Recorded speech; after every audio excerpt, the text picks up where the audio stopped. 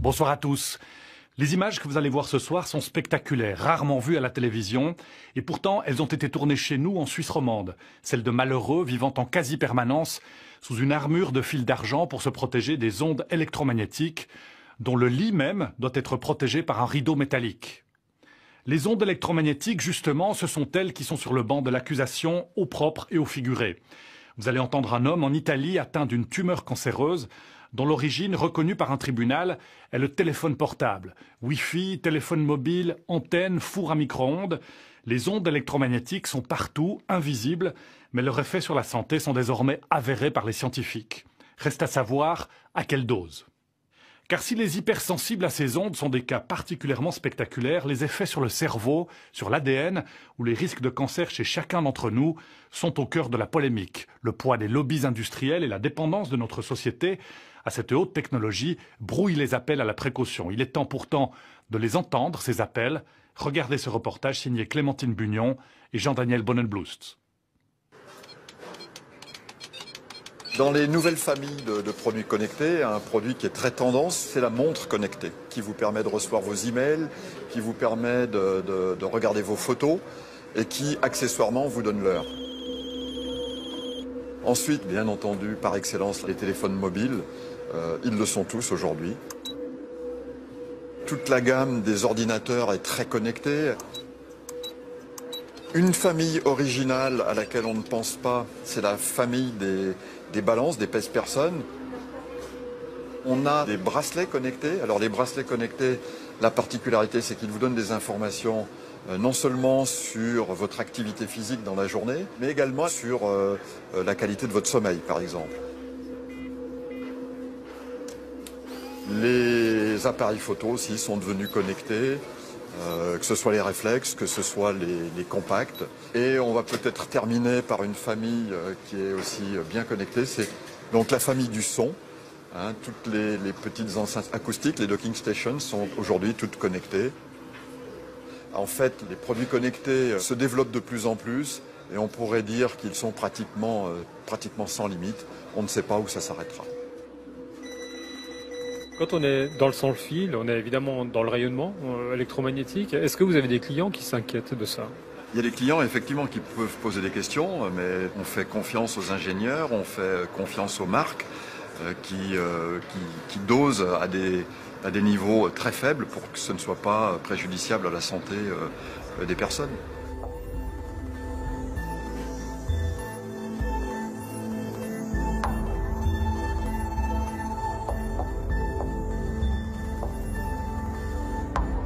Dans le monde connecté, le téléphone mobile est une star. En Suisse, 97% de la population de plus de 16 ans en utilise un. Qualifiés désormais d'intelligents, les appareils communiquent entre eux via les antennes dans un nuage électromagnétique qui rayonne en permanence.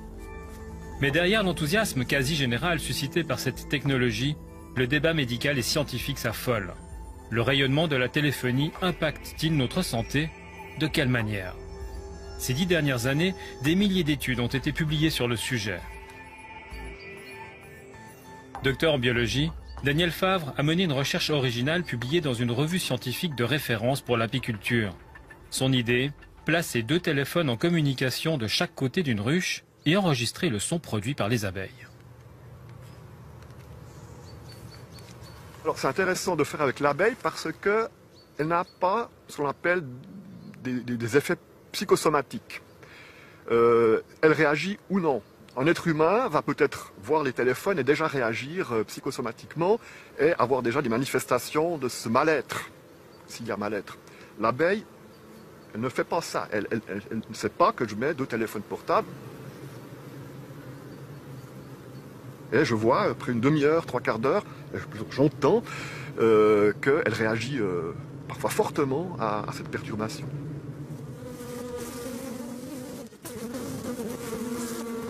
Les abeilles s'agitent, deviennent nerveuses, et vous pouvez analyser ce comportement grâce au son que fait la colonie dans la ruche.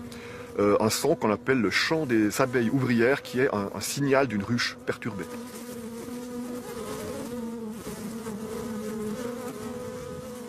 Qui veut dire quoi exactement? Alors ce signal est un des 2 messages que la colonie a pour donner le signal de l'essaimage, autrement dit le départ de la reine avec une partie de la colonie hors de la ruche.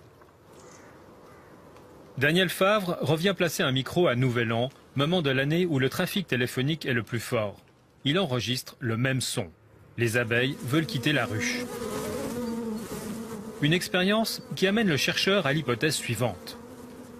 La pollution électromagnétique pourrait expliquer des disparitions d'abeilles, en particulier durant les mois de décembre, janvier, février, l'hiver, lorsqu'elles n'ont aucune chance de survie à l'extérieur de la ruche. Des abeilles, mais aussi des hommes. Vincent Ruchet n'a pas toujours été agriculteur. Ingénieur de formation, il a dû changer radicalement de vie en 2013.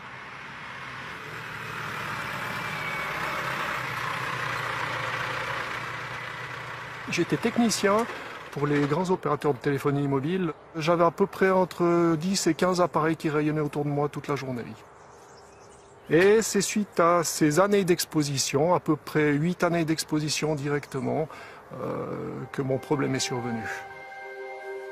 Vincent Ruchet est devenu électro-hypersensible, comprenez, intolérant au rayonnement électromagnétique. Un phénomène qui s'apparenterait à un effet de seuil, les symptômes se déclarant après la dose de trop. En Suisse, un sondage réalisé par l'Office fédéral de l'environnement en 2004 révèle que 5% de la population se déclare sensible aux ondes. Chez Vincent, il s'agit d'une hypersensibilité extrêmement forte. À peu près dans le quart d'heure, j'ai les premiers symptômes qui sont légèrement des picotements sur l'arrière du crâne, une énorme fatigue. Ensuite, ça remonte, ça me touche la vision et des céphalées terribles. Les facteurs qui sont permanents sont des migraines très incapacitantes. Cela ne me permet plus de travailler, de réfléchir ou de lire. C'est impossible. J'ai plus qu'envie d'une chose, c'est de m'enfermer dans une pièce noire et de plus rien voir.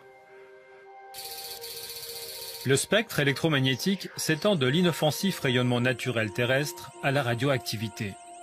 Les champs qui font le plus débat aujourd'hui sont ceux des basses fréquences des lignes à haute tension ou des appareils électriques, et ceux des hautes fréquences de la téléphonie, des antennes et du Wi-Fi, proches de celles des fours micro-ondes.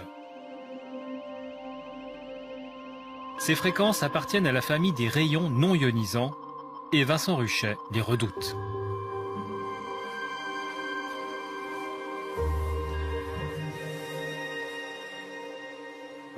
J'ai quitté une position sociale qui était excellente avant, avec un salaire qui était superbe. Et maintenant, dans l'agriculture, je redémarre avec des moyens qui sont modestes, mais simplement je revis. L'ingénieur n'a toutefois pas complètement renoncé à son ancienne vie de technicien. Il consacre une partie de son temps au déminage informatique, à la demande de nombreuses personnes indisposées par les ondes.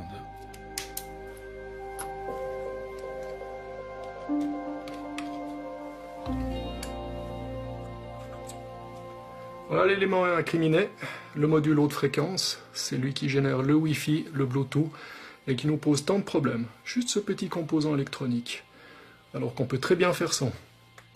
Simplement par une connexion par câble, qui est beaucoup plus rapide, à peu près 10 fois plus rapide. Le problème d'un électrosensible, il ne refuse pas la technologie, simplement il faut qu'elle soit biocompatible.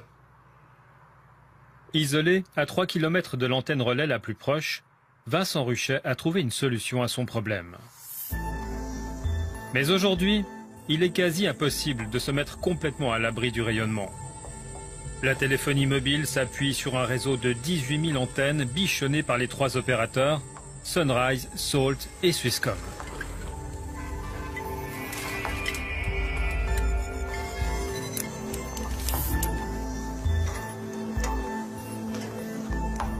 La Suisse, elle est bien couverte par la téléphonie mobile. Par exemple, Swisscom a 5500 antennes, grandes antennes pour couvrir toute la Suisse. Et on a aussi des microcellules, c'est plutôt des petites cellules qui sont utilisées en ville pour vraiment servir la capacité aux personnes qui veulent transférer des données. Est-ce qu'on est arrivé à 100% de la couverture de la Suisse habitée aujourd'hui? C'est plus ou moins 100%, oui, exactement. Ouais. Voici à quoi ressemble la couverture téléphonique de la Suisse, avec les antennes GSM des premiers téléphones, celles de la 3G et de la 4G. Nous sommes donc tous exposés. Alors, jouons-nous avec le feu. Aujourd'hui, certaines consultations médicales voient se succéder des patients d'un genre nouveau. Est-ce que vous voulez me dire comment ça va aujourd'hui? Qu'est-ce qui s'est passé depuis un mois? Peut-être quels sont les problèmes, les symptômes que vous avez aujourd'hui? Ils sont peu nombreux les médecins qui prennent au sérieux l'électro-hypersensibilité. Pourtant, près de Neuchâtel, Nathalie Calam fait face à une patientèle qui ne cesse d'augmenter. Tout à fait. Elle frappe l'angle de ma maison. De plus en plus, effectivement. En fait, il faut bien se rendre compte que nous sommes tous électrosensibles. Mais en fait, nous ne sommes pas tous électro-hypersensibles. Et c'est ça la différence. Il y a encore une grande partie de la population qui tolère relativement bien ces ondes, contrairement à ceux qui commencent à manifester des réels problèmes de santé. Il y a eu une période qui n'était pas facile parce que même ma mère ou mon mari ne comprenaient pas ce qui m'arrivait, comme moi d'ailleurs. Ils n'arrivaient pas à dire de quoi je souffrais. Et j'ai pensé à un burn-out, j'ai pensé aussi à une dépression, voire plus. Cette patiente a tenu à rester anonyme. Elle habite une petite ville et se méfie du regard des autres. Il faut comprendre qu'ils ont des malaises tels qu'ils doivent souvent lâcher leur métier. Souvent, ça crée des problèmes de famille, il peut y avoir des divorces. C'est des espèces de chutes sociales qui n'a pas de cause identifiée. C'est très pénible pour eux. Donc déjà, le fait d'être reconnu, entendu, permet d'avoir pied quelque part. En fait, pour mon médecin traitant, je suis le premier cas, entre guillemets, qu'il rencontrait. Donc, il m'a dit lui-même être démuni face à mes problèmes. Il ne pouvait pas m'aider. Ça veut dire que c'est plus facile pour un médecin aujourd'hui de finalement négliger quelque chose auquel on ne sait pas répondre plutôt que de s'en occuper? C'est beaucoup plus facile, parce que vous mettez le problème du côté de la personne. Madame, c'est dans votre tête. Ou bien, allez voir mon confrère, un psychiatre. Ou bien, allez voir un rhumatologue, il expliquera pourquoi vous avez mal partout. Ou bien, allez voir un spécialiste du sommeil, on vous expliquera pourquoi vous ne dormez pas.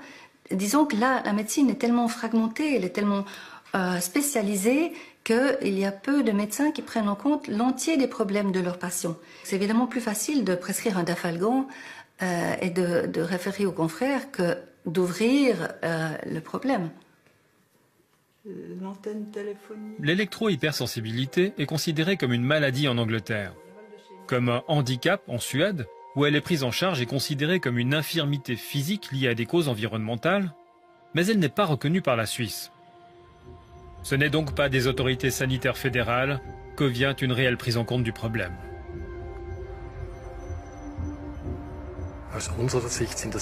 De notre point de vue, l'électrosmog n'entraîne pas de maladie et les appareils qui en seraient responsables sont sûrs.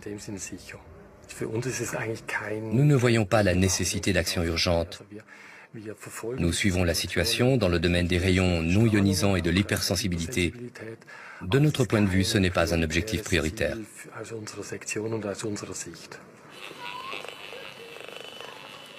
Cette prise de position ne rassure pas tout le monde. Pierre Dubochet est ingénieur en télécommunications. Il connaît très bien les champs électromagnétiques. Analyseur en main, il mesure avec précision les fréquences invisibles de notre environnement. Le champ magnétique naturel est extrêmement faible, il est à peine mesurable. À l'heure actuelle, dans une ville comme ici, le champ magnétique artificiel est d'environ 100 millions de fois plus fort, voire même des fois davantage par endroit.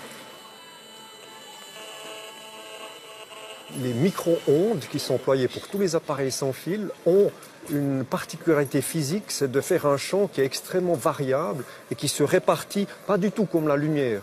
On l'imagine des fois uniforme.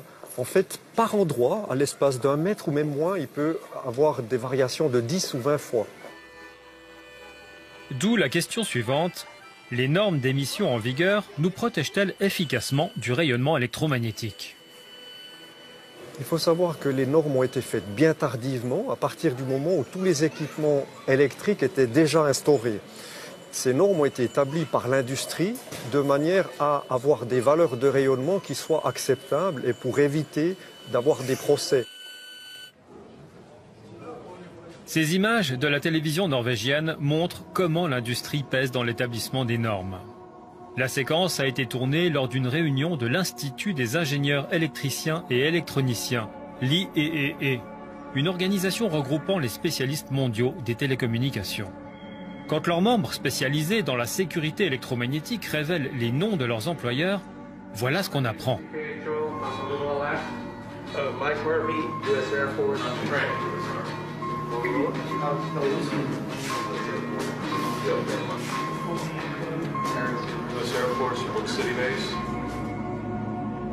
En fait, il s'agit de représentants de l'industrie. Cette organisation a émis des recommandations sur les valeurs d'exposition liées à la téléphonie mobile. Valeurs qui ont été adoptées sans grande modification par l'Europe et par la Suisse.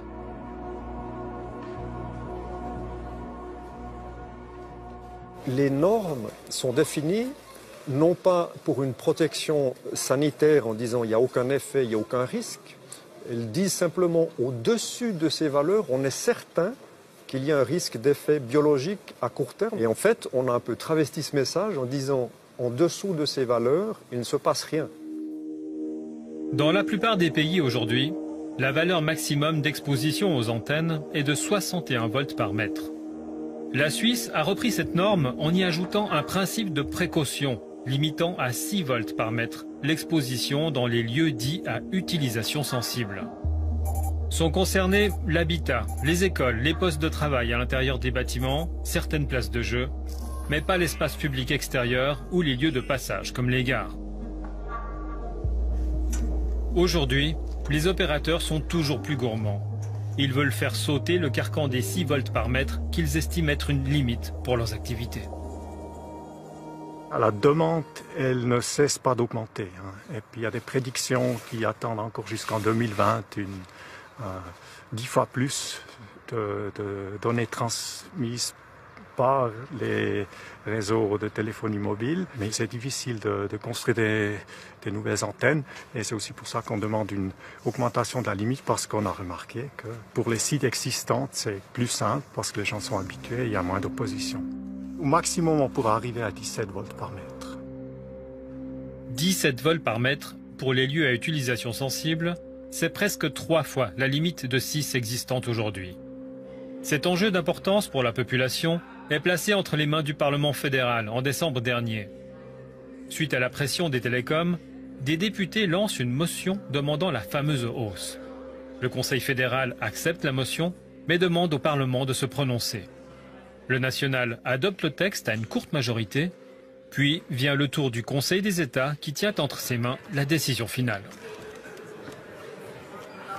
On a entendu des gens, en particulier les opérateurs de téléphonie mobile, et là ils étaient vraiment très nombreux et très pressants à ce qu'on avance très vite avec cette proposition. Par contre, dans ce cas particulier, c'est véritablement les personnes qui souffrent de cette intolérance aux rayons non ionisants qui nous ont écrit et manifesté aussi leur détresse, exprimé leur détresse. D'un côté, les besoins de l'industrie, de l'autre, le maintien strict d'un principe de précaution. Géraldine Savary n'en fait aucun mystère, elle se prononcera contre la motion. Mais pour son collègue appenzellois, Andrea Caroni, la prudence n'est pas de mise. Je suis convaincu que le futur de Space construit surtout sur l'infrastructure numérique et la télécommunication, c'est pour le bien-être de tous les citoyens. Et je voudrais bien vivre dans un pays où il y a une forte technologie dans ce domaine. Finalement, les soucis que rencontrent ces personnes qui se disent très sensibles, c'est un sacrifice nécessaire pour vous? Moi, je trouve que c'est même pas un sacrifice. Si c'était prouvé qu'il y avait un vrai danger pour la santé, on pourrait faire un équilibre. Mais il y a des cas qui me semblent vraiment plutôt hypochondriaques ou de maladies imaginaires. Ancien municipal lausannois, Olivier Français a autorisé pendant 16 ans des installations pour des antennes relais. Physicien de formation, Il est ouvert à cette technologie, mais commence à s'interroger. J'ai 30 ans d'utilisation du Natel puisque j'ai le Natel depuis 1986. Je constate que ma santé se porte bien. Par contre, c'est vrai que dans mon environnement, j'ai des connaissances qui sont affectées par les trop smog. Donc je m'interroge, et en tant que scientifique encore plus, on ne pourra pas s'amuser à augmenter par principe d'augmenter parce qu'il y a un besoin. Dire oui à une motion, c'est une entrée en matière sur une évolution. Voter la loi, c'est encore un autre impact. Ce qui est sûr, c'est que j'aurai un vote, en tout cas réservé. Le débat démarre, les opposants prennent la main. Donc on doit quand même en tenir compte. Et moi, je dois vous dire, chers collègues, que sur cette question, je fais acte d'humilité. Je trouve que comme Parlement de milice, on atteint presque notre seuil de compétence. C'est très difficile de juger des effets de ces rayonnements.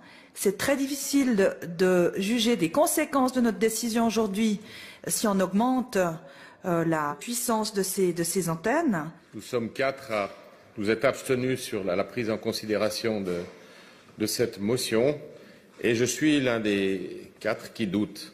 Je ne suis pas sûr que la motion qui est un acte contraignant soit la meilleure des mesures aujourd'hui. Et oui, Monsieur Kramer, peut-être que je dirais non. Je suis toujours dans le doute. Et contre toute attente, le Conseil des États dit non.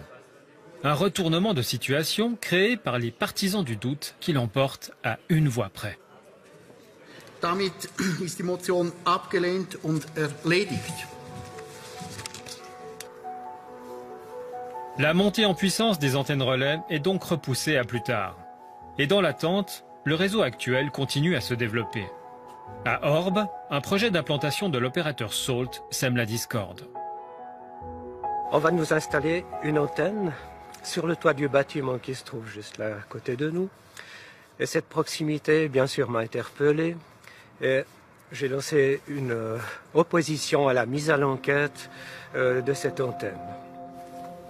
Jean-Daniel Besson est un ingénieur de Swisscom à la retraite. Les antennes relais, il connaît ça très bien et la perspective d'en voir une érigée à 50 mètres de chez lui ne l'enchante guère. Et il n'est pas seul. La totalité des voisins résidant proches de la future antenne se sont prononcés contre l'installation.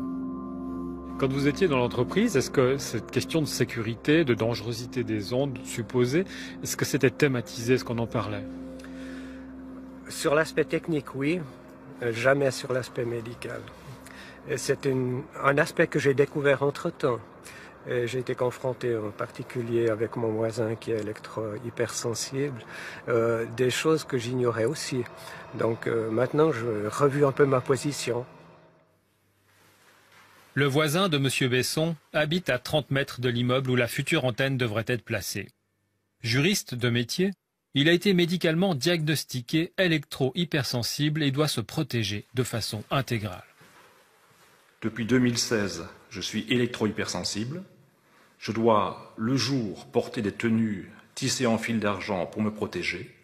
La nuit, dormir dans une cage de Faraday, un baldaquin en fil d'argent.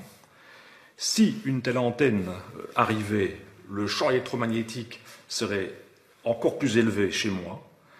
Et à une distance aussi faible, je serais littéralement irradié avec un danger de mort.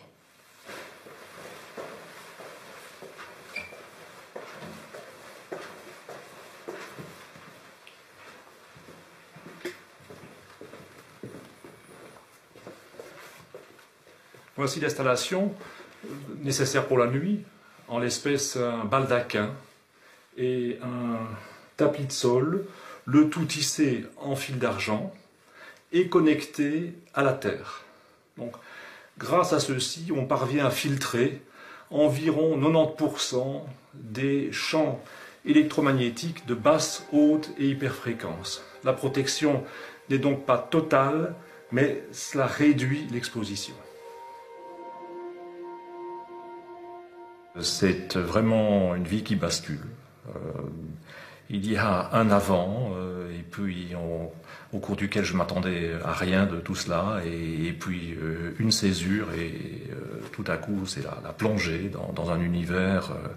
J'ai découvert qu'il y avait beaucoup d'autres personnes électro-hypersensibles, et je me bats depuis lors pour tenter de ne pas couler, dirons-nous. Quels sont les symptômes que vous ressentez finalement quand vous êtes exposé aux champs électromagnétiques? Des acouphènes extrêmement violents, au niveau cérébral ça crépite littéralement, des douleurs musculaires, des palpitations cardiaques, il y a une arythmie, donc extrasystole ventriculaire très préoccupante, et des problèmes de vertige, une forme d'état de malaise général. Cette controverse autour de l'antenne d'Orbe illustre bien l'impasse dans laquelle se retrouvent très souvent les autorités communales. Un opérateur propose de payer un loyer à un propriétaire d'immeuble qui accepte une antenne. Le canton évalue le projet et si ce dernier respecte les réglementations, invite la commune à délivrer un permis de construire. La municipalité se retrouve donc prise en étau entre le canton et la contestation de ses habitants. Quant à l'opérateur, Salt, dans ce cas, il est prêt à défendre ses intérêts.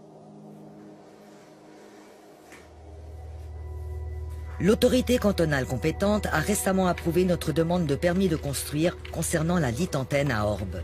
Par conséquent, il appartient désormais à la commune de prendre une décision définitive dans cette affaire.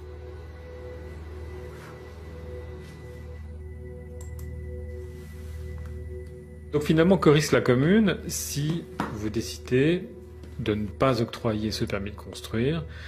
Qu'est-ce qui va se passer avec l'opérateur? Salt va mettre en œuvre ses avocats afin de pouvoir obtenir ce permis de construire malgré la volonté de la municipalité de ne pas le donner.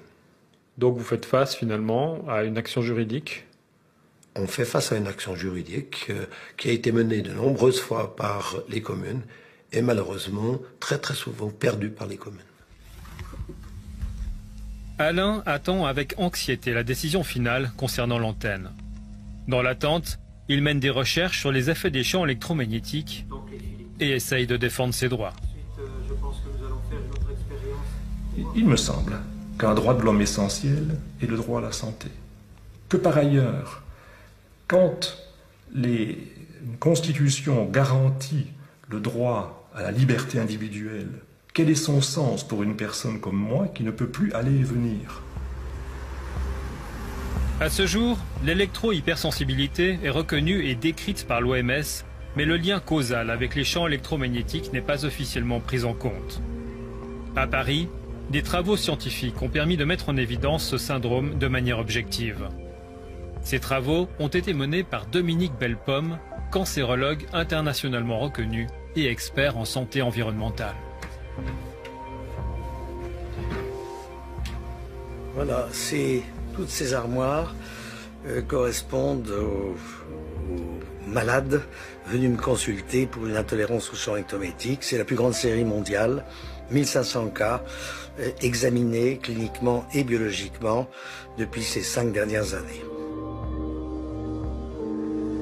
Les patients ont subi des examens neurologiques et des tests biologiques permettant de doser vitamines et protéines.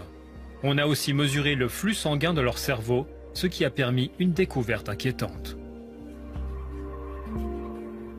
Nous observons effectivement que certaines zones du cerveau sont moins bien irriguées que d'autres, que ce soit lié à une baisse de fluidité du sang, notamment avec des globules rouges qui s'agglutinent, ou tout simplement aussi avec des capillaires sanguins cérébraux qui sont anormaux. Toujours est-il qu'il y a insuffisamment de sang qui passe, si vous voulez, dans ces zones du cerveau.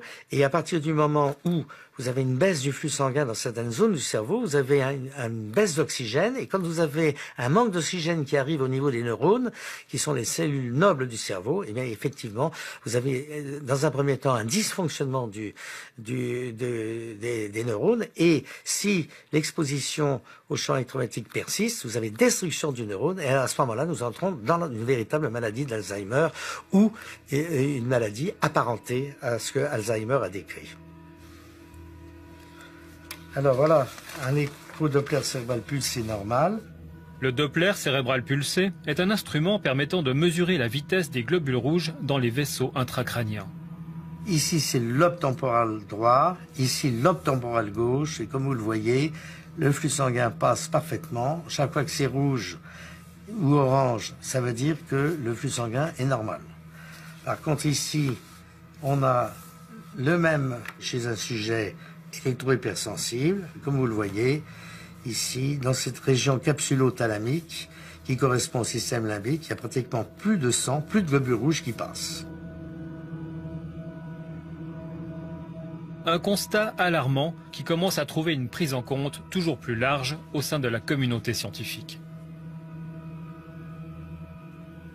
Vous avez le rapport Bioinitiative, qui est un rapport qui fait l'état de plus de 3000 articles scientifiques, démontrant formellement que les champs électromagnétiques sont excessivement toxiques, non seulement avec un risque de cancer, mais également avec un risque sur le système nerveux central.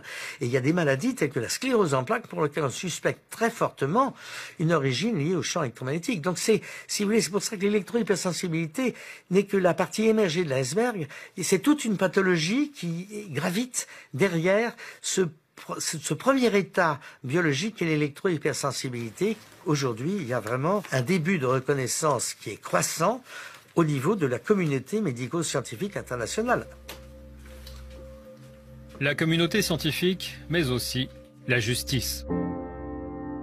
Dernièrement, plusieurs jugements ont été rendus en faveur de personnes souffrant du mal des ondes. À Toulouse, un tribunal octroie une rente d'invalidité à une femme reconnue électro-hypersensible. À Grenoble, la justice ordonne le retrait d'un compteur d'eau connecté nouvelle génération au domicile d'une personne également électro-hypersensible. Et à Brescia, en Italie, la Cour de cassation exige le versement d'une rente d'invalidité à Innocente Marcolini, un cadre d'entreprise qui contracte une tumeur suite à un usage intensif du téléphone cellulaire. Je devais parler avec les États-Unis, la Chine, Hong Kong, à des horaires déterminés, et je devais faire des tractations avec les banques, par exemple avec les instituts financiers au téléphone, et tout cela durait beaucoup de temps. Et donc, comme j'écris avec la main droite, j'ai utilisé l'oreille gauche. Avec la main gauche, je tenais le téléphone ou le sans-fil pour pouvoir écrire avec la main droite et prendre des notes. Souvent, les téléphones duraient 20 minutes, une demi-heure, 40 minutes. Donc, quand je raccrochais, j'avais vraiment l'oreille et le visage qui étaient rouges et je transpirais. Innocente Marcolini passait 6 heures par jour au téléphone. Il développe un neurinome acoustique au niveau de l'oreille gauche. Il s'agit d'une tumeur bénigne qui, dans son cas, doit être retirée. Il se fait donc opérer, mais n'en ressort pas indemne. 3 mois après l'intervention, je suis resté avec la moitié du visage du côté gauche sans sensibilité. Donc je n'ai plus de sensibilité de ce côté. Si vous me pincez, je ne le sens pas. Et c'est surtout l'œil, où j'ai eu, comment on dit, un ulcère. C'était une douleur insupportable. Excusez-moi du terme, mais c'était vraiment quelque chose à se suicider parce que je n'en pouvais plus. Ne pouvant plus travailler, il se bat en justice pour obtenir une rente d'invalidité. Le tribunal tranche en sa faveur. Dans le cas de ma maladie, la sentence de la Cour d'appel et de la Cour de cassation dit que l'unique cause sont les ondes électromagnétiques. Cette reconnaissance par la justice est une première. Innocente reçoit une rente d'invalidité à 80%, mais il se retrouve aujourd'hui sur la touche. Le plus grand problème que j'ai eu avec cette mésaventure, c'est que cela a changé radicalement ma vie. Mon travail, ma profession me plaisaient énormément. Parce que, à part l'aspect financier, etc., c'était aussi découvrir le monde, parler aux gens. J'avais sous mes ordres 400 personnes et je n'ai jamais eu aucun problème. Encore aujourd'hui, après 14 ans, ils viennent me voir, ils me saluent.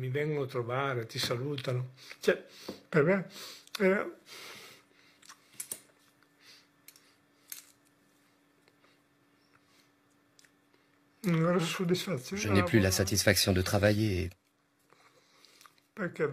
Moi, je vois le travail comme une réalisation de soi-même.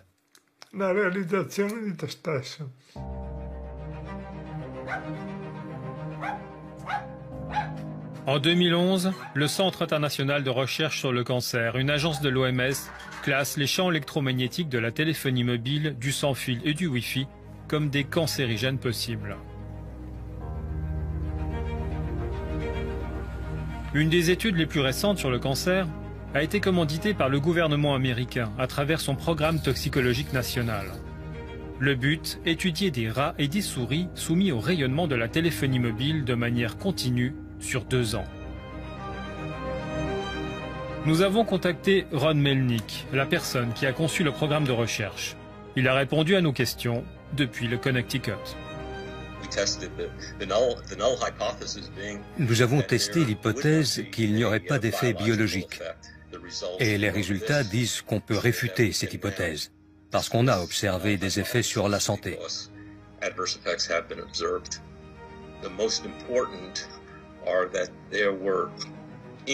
Le plus important, c'était une augmentation de tumeurs au cerveau, des gliomes, et une augmentation de schwannome du cœur, une tumeur bénigne.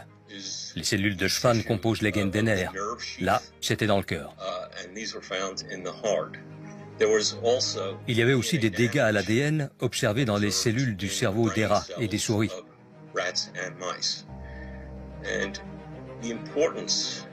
L'importance de ces découvertes, c'est leur cohérence avec ce qui a été décrit chez l'homme. Mais diriez-vous que téléphoner est dangereux?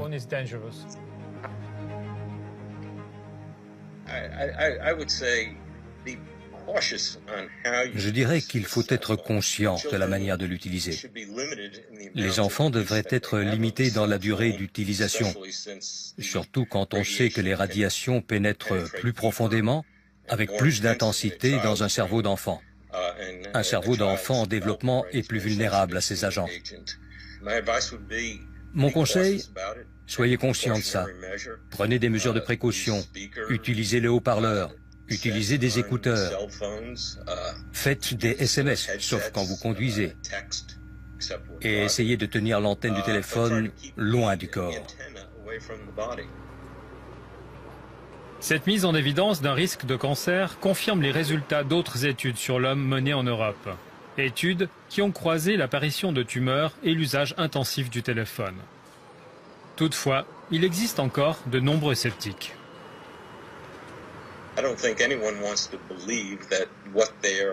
Je pense que personne ne veut croire que ce qu'il a en main comporte un risque potentiel de cancer. Mais maintenant, les preuves scientifiques s'accumulent dans le sens qu'il existe un risque pour la santé.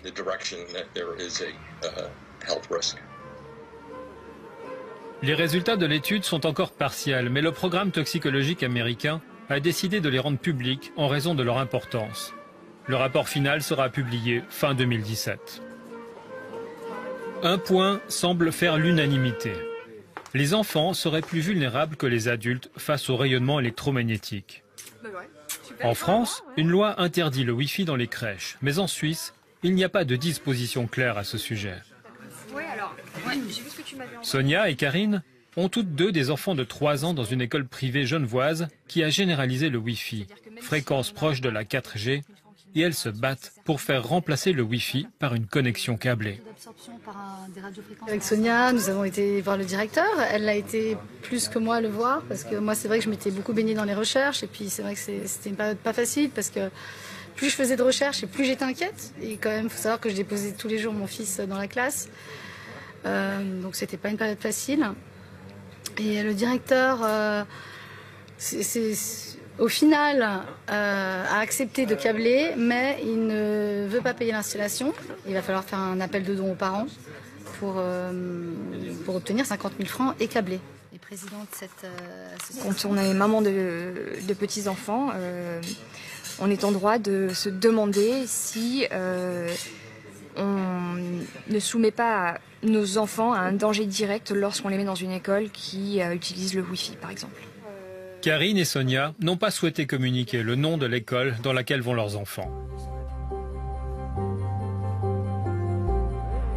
En matière de connectivité, le privé préfigure la généralisation du numérique annoncée dans l'enseignement public. L'école Mozart n'accueille pas d'élèves avant l'âge de 8 ans, mais dans ses classes, le Wi-Fi rayonne et les enfants ont tous leur tablette, ce qui leur permet de faire des exercices en ligne.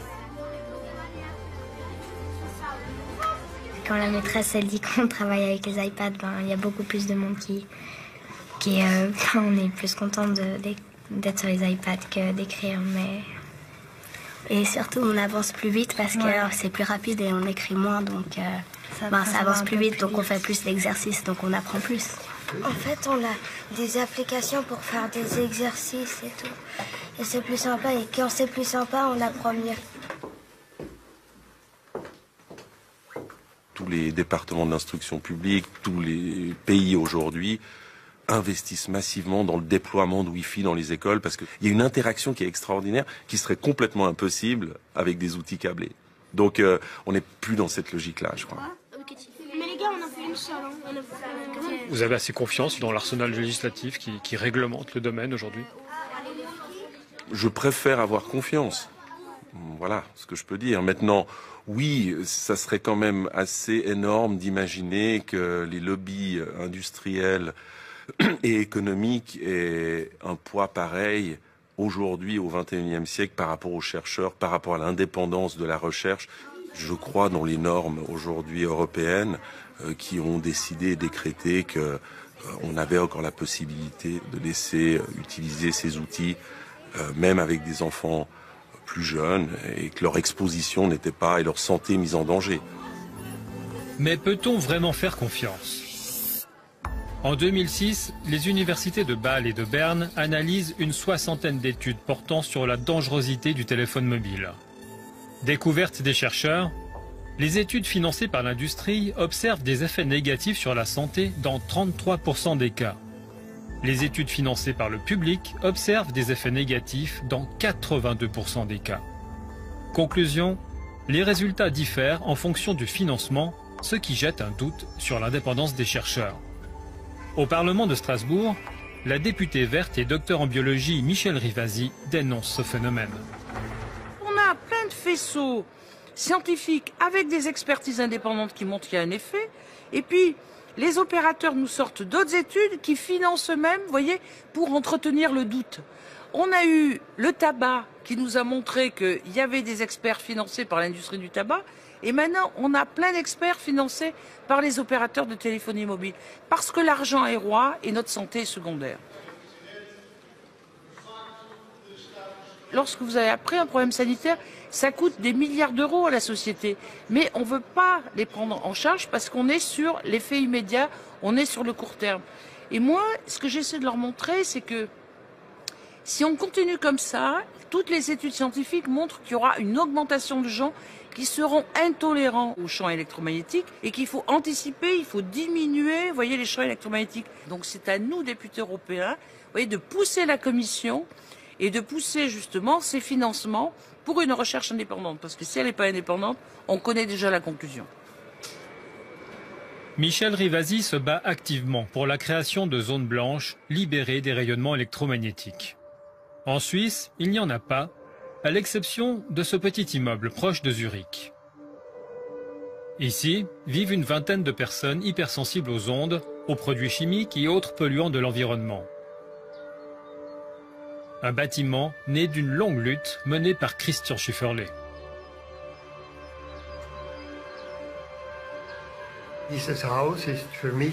Cette maison, pour moi, c'est une forme de reconnaissance de l'électrosensibilité et de la sensibilité aux produits chimiques. C'est une grande victoire, parce que c'est le premier projet. Cet immeuble est unique en Europe. Géré par une coopérative, il répond à toutes les exigences permettant une vie presque normale aux hypersensibles. Dans notre maison, nous avons pris soin d'utiliser le plus possible de matériaux de construction biologiques et sains. La maison est protégée comme sous un bouclier contre les rayonnements électromagnétiques. Comme beaucoup d'hypersensibles aux ondes, Christian Schifferle l'est également aux produits chimiques et doit souvent se protéger à l'intérieur pour éviter de respirer les parfums ou odeurs de lessive de ses visiteurs. Mais question rayonnement, il se sent en sécurité. Ici, on peut voir qu'il n'y a aucun rayonnement.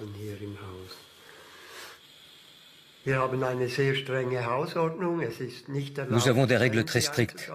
Ce n'est pas permis d'allumer le téléphone mobile, on n'a pas de Wi-Fi, tout est câblé.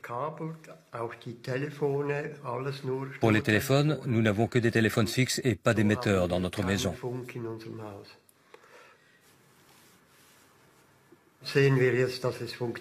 On voit que ça fonctionne dans cette maison.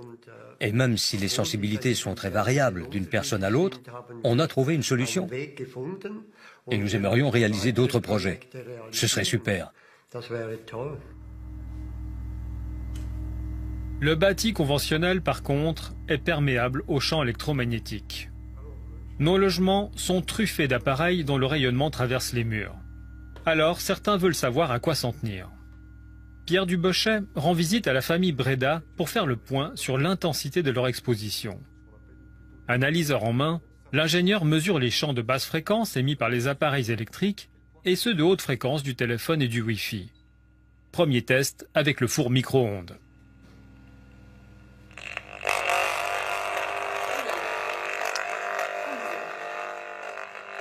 Là, ça veut dire qu'on a beaucoup de fuites.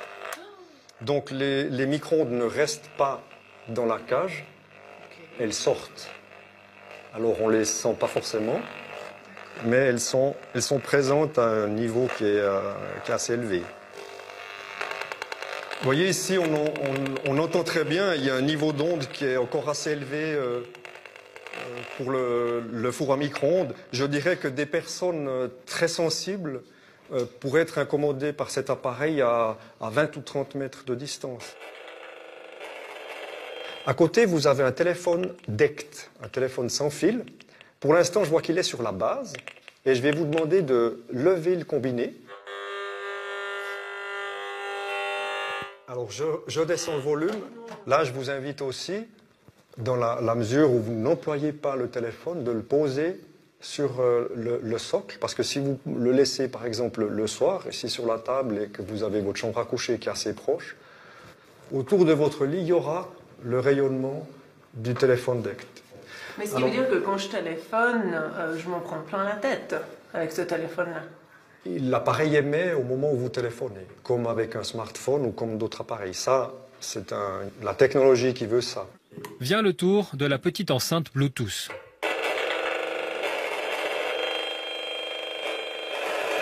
C'est choquant, hein? Et celui de la cuisinière à induction qui émet des basses fréquences. Une cuisinière. Il y a deux solutions pour limiter ça. La première, c'est de cuisiner de préférence sur les plaques du fond, si on n'a pas besoin de 3 ou 4 feux. Et puis une autre, c'est de prendre l'habitude d'être un peu plus loin. Alors même si vous ne sentez rien, même s'il n'y a pas d'effet, ce qu'on a appris avec les rayonnements électromagnétiques, c'est qu'ils sont cumulatifs. Ça veut dire que toute votre vie, vous recevez ce rayonnement, jour après jour, et que plus vous avez reçu du rayonnement, plus le risque augmente. Votre corps a une sorte d'effet mémoire, et votre biologie se fatigue à compenser ces interférences. Et peut-être quand vous avez 60 ou 70 ans, vous avez des effets sur le système nerveux qui sont très difficiles à maîtriser ou à atténuer par la médecine. Et garder leur qualité de vie. Je suis assez impressionnée, je dois dire, surtout par le micro-ondes. Alors, je l'utilise très très peu, donc ça me rassure quand même un minimum. Maintenant, le téléphone, c'est celui que je sentais, enfin, que je sens quand je téléphone, et je suis très mal à l'aise avec ce téléphone-là. J'ai toujours eu avant des téléphones avec fil, et puis maintenant, on n'en trouve plus tellement, en fait, à part des trucs un peu ringards. Mais je crois que je vais y repasser, et puis... Par contre, les plaques à induction, j'aurais de la peine à m'en passer, à vrai dire. Puis mon iPad, encore plus. Donc voilà, je crois que je vais faire des choix. Il y a des choses que je vais garder, puis il y en a d'autres que je vais éliminer à coup sûr. Autre conseil de l'ingénieur, éteindre le Wi-Fi pour la nuit et mettre les portables sur mode avion lorsqu'on dort à côté. Déconnecté, il fonctionne très bien comme réveil matin. Ces mesures de précaution, Sostenberger ne les a pas appliquées jusqu'en 2011, année où il est devenu intolérant aux champs électromagnétiques. Depuis, cet ingénieur en mécanique a dû apprendre à s'adapter. Il a investi plusieurs dizaines de milliers de francs pour se protéger. Blindage des fenêtres, peinture isolante au carbone sur les murs, isolation du circuit électrique, tout pour se mettre à l'abri des rayonnements. Sa maison est devenue saine, comme un îlot au milieu d'un monde ressenti comme toujours plus hostile.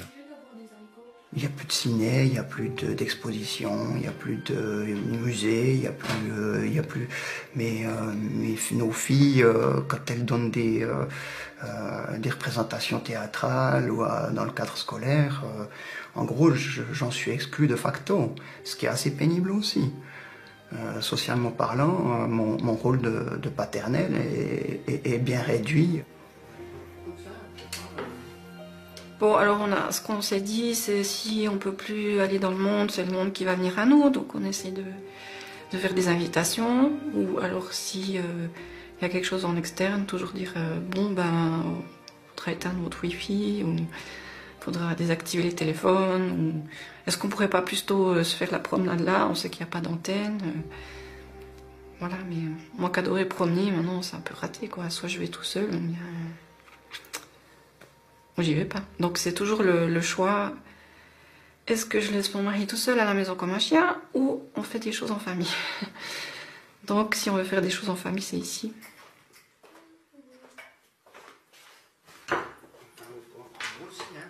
Le plus gros impact, c'est au niveau professionnel. J'ai perdu 2 mandats renouvelables sur le long terme comme indépendant, et ça dit bien ce que ça veut dire. Comme indépendant, vous avez 0 revenu.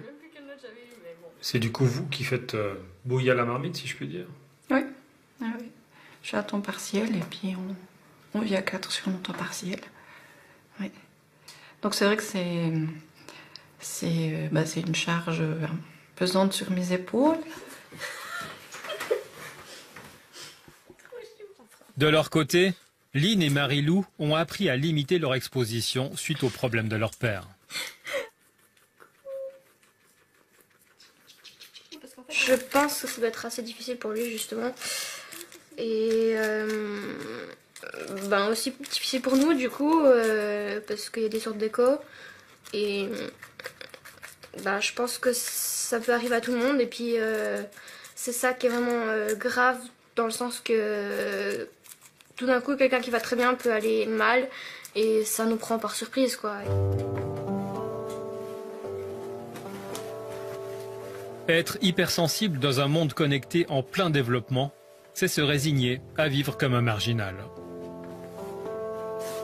Du dégoût à la moquerie, en passant par l'intérêt, il y a un peu toutes les réactions, suivant les prédispositions des gens, suivant le contexte, souvent dans la rue si je croise quelqu'un, c'est plutôt le dégoût, la méfiance aussi. Il y a une forme, peut-être parfois, de peu de compassion, dire, j'ai cru entendre des gens qui disent moi si ça m'arrive, moi je me fous le tour. Donc voilà, un peu toute la panoplie des comportements humains par rapport à ce qui était une bizarrerie il y a 5 ans, ce qu'il est de moins en moins malheureusement aujourd'hui.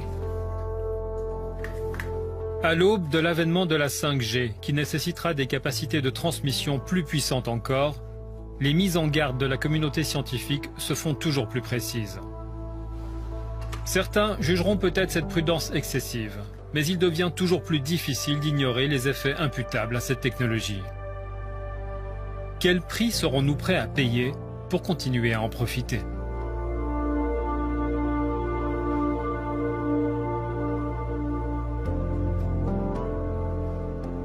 Sachez encore qu'un autre tribunal italien, à Ivrea cette fois, a également donné raison à une autre victime du téléphone portable, Roberto Romeo, et jugé que sa tumeur cancéreuse développée à l'oreille était due, comme Innocente Marcolini, à l'usage de son appareil durant de longues heures. Prudence donc, et privilégiez les SMS, le haut-parleur et les écouteurs. Excellente soirée à vous tous, très belle semaine et à bientôt.